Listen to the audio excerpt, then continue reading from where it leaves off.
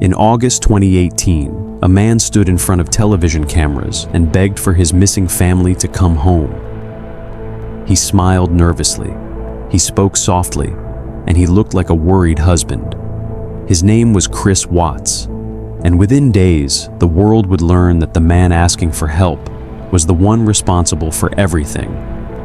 Chris Watts lived in Frederick, Colorado, with his wife Shanann Watts and their two daughters, Bella and Celeste. From the outside, their life looked perfect.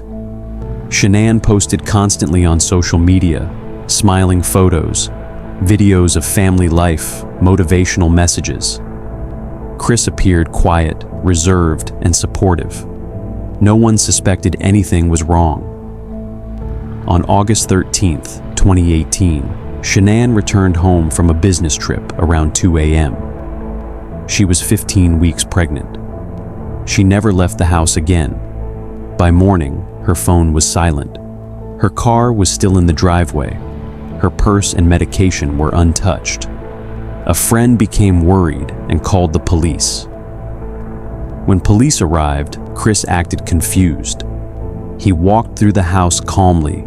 He spoke gently about his missing family. He even agreed to let officers search the home. Nothing looked disturbed, no signs of a struggle, but something felt off.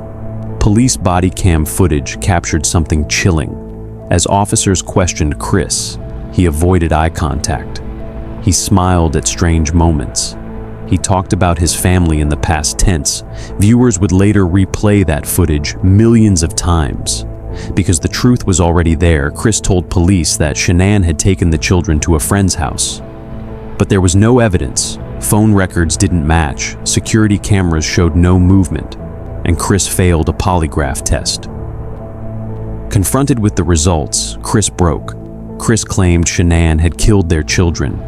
He said he killed her in rage afterward, but investigators knew it wasn't true. The details didn't match, and the story kept changing. Eventually, Chris confessed again. This time, the full truth came out. Chris had been having an affair. He wanted a new life, and he didn't want his family anymore, so he murdered them. He strangled Shanann, then smothered his daughters, then drove their bodies to an oil site where he worked. He buried Shanann in a shallow grave and placed his daughters' bodies into oil tanks.